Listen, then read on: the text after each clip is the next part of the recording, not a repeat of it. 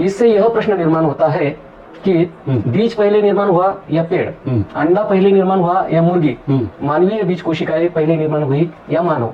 अच्छा, इस आधार पर यह निश्चित होता है कि अंडा पहले निर्मित हुआ किंतु मुर्गी नहीं, बीज पहले निर्मित हुआ किंतु पेड़ नहीं, मानवीय बीज कोशिकाएं पहले निर्मित हुई है किंतु मानव शरीर नहीं। ये बड़ी अच्छी बात कही आप।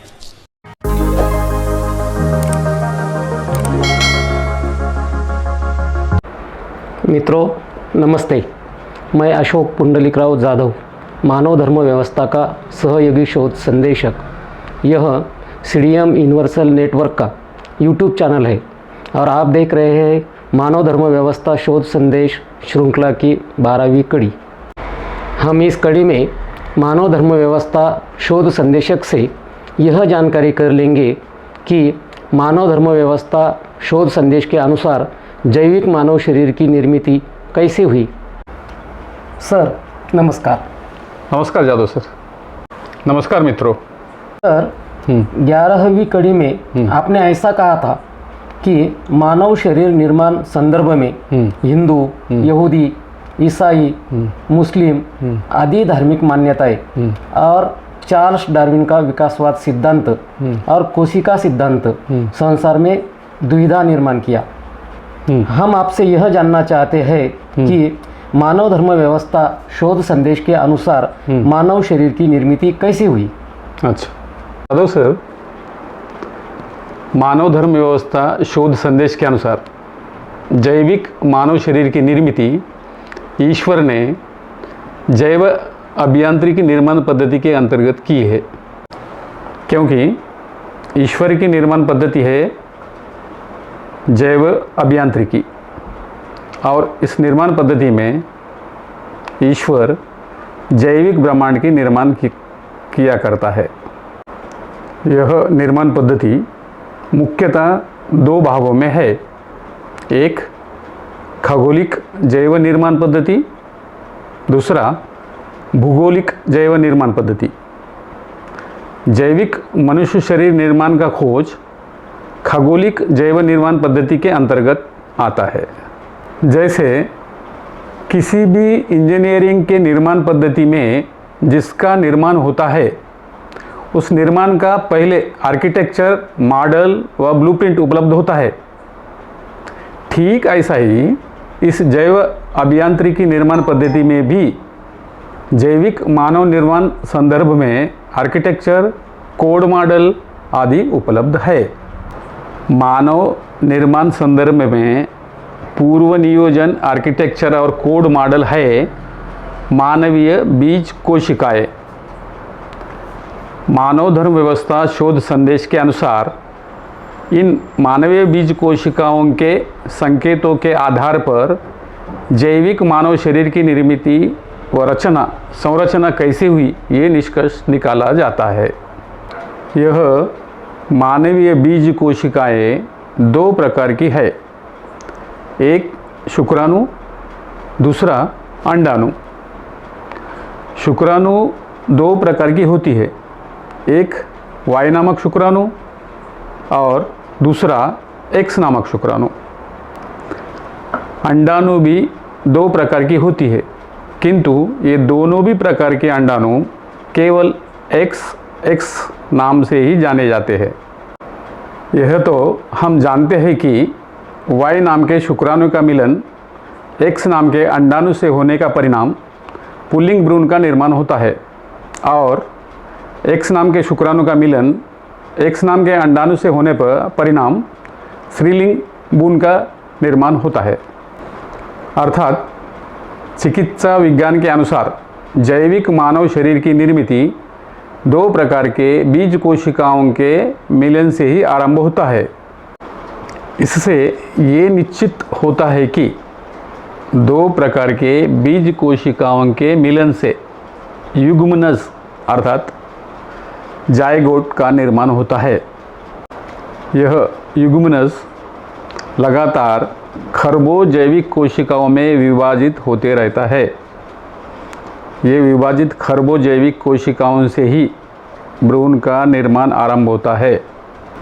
चिकित्सा विज्ञान में हम सब ये जानते हैं कि युग्मनज से विभाजित खरबों जैविक कोशिकाओं से भ्रूण का निर्माण होता है, परंतु चिकित्सा विज्ञान में हम ये नहीं जानते हैं कि भ्रूण का निर्माण कितने भाग और विभागों में होता है। सर, मानव धर्म व्यवस्था शोध संदेश के अनुसार मानव शरीर कितने भाग और कितने विभागों में निर्मित होता है?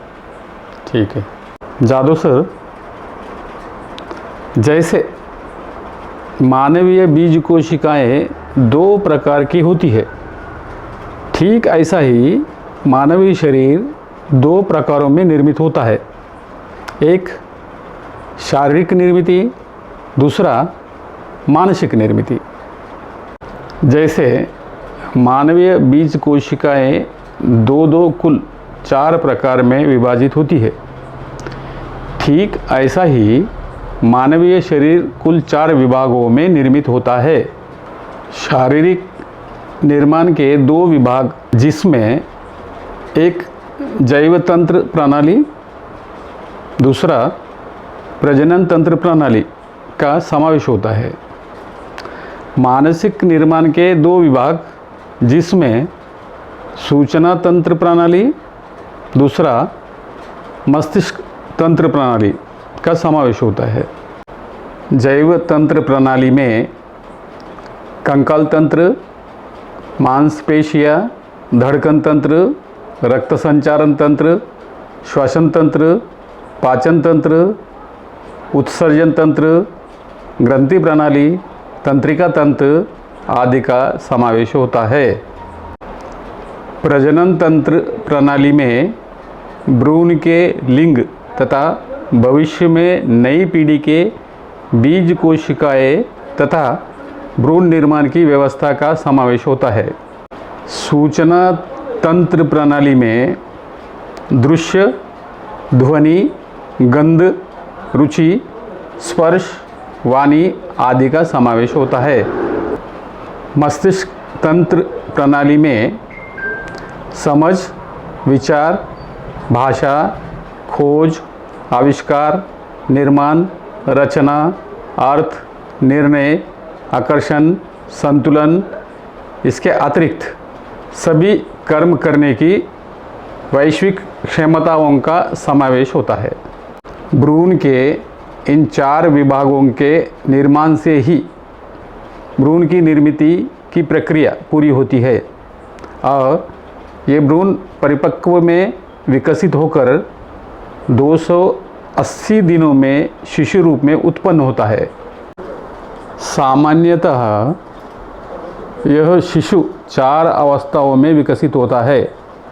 एक शिशु अवस्था से बाल अवस्था में, बाल अवस्था से किशोर अवस्था में, किशोर अवस्था से युवा अवस्था में और युवा अवस्था से वृद्ध अवस्था में विकसित होता है।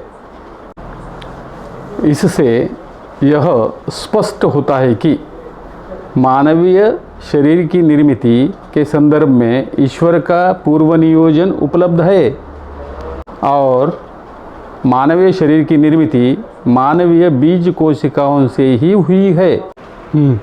यदि मानवीय शरीर की निर्मित मानवीय बीज कोशिकाओं से ही हुई है तो देखने में आता है कि बीज से पेड़, पेड़ से बीज, अंडे से मुर्गी, मुर्गी से अंडा और मानवीय बीज कोशिकाओं से मानव और मानव से मानवीय बीज कोशिकाएं निर्मित होते देखे जाते हैं। तो इससे यह प्रश्न निर्माण होता है कि बीज पहले निर्माण हुआ या पेड़, अंडा पहले निर्माण हुआ या मुर्गी, मानवीय बीज कोशिकाएं पहले निर्माण हुई या मानव। अच्छा, बढ़िया प्रश्न है जादव सर। मेडिकल साइंस के अनुसार प्रत्यक्ष में मानवीय शरीर खरबों जैविक कोशिकाओं से संगठित है। यह खरबों जैविक कोशिकाएं मानवीय बीज कोशिकाओं से उत्पन्न व विभाजित होकर मानव का जैविक भ्रूण का निर्माण होता है, परंतु मानवीय जैविक भ्रूण का निर्माण सीधे पदार्थ से नहीं होता। इससे यह निष्कर्ष निकलता है कि पदार्थ से सीधे मानवीय बीज कोशिकाओं की निर्मित हुई और मानवीय बीज कोशिकाएं जैविक कोशिकाओं में विभाजित होकर मानवीय शरीर की निर्मित हुई है। इस आधार पर यह निश्चित होता है कि अंडा पहले निर्मित हुआ किंतु मुर्गी नहीं, बीज पहले निर्मित हुआ किंतु पेड़ नहीं, मानवीय बीज कोशिकाएं पहले निर्मित हुए हैं किंतु मानव शरीर नहीं, मानवीय बीज कोशिकाएं मानव से पहले निर्मित होने के कारण और मानवीय बीज कोशिकाओं से मानव शरीर निर्मित होने के कारण मेडिकल साइंस का कोशिका सिद्धांत आंशिक सत्य सिद्ध होता है। किंतु हिंदू, यहूदी, ईसाई, मुस्लिम आदि धर्मों की मानव शरीर निर्माण संदर्भित मान्यताएं और डार्विन का विकासवाद सिद्धांत असत्य सिद्ध होता है।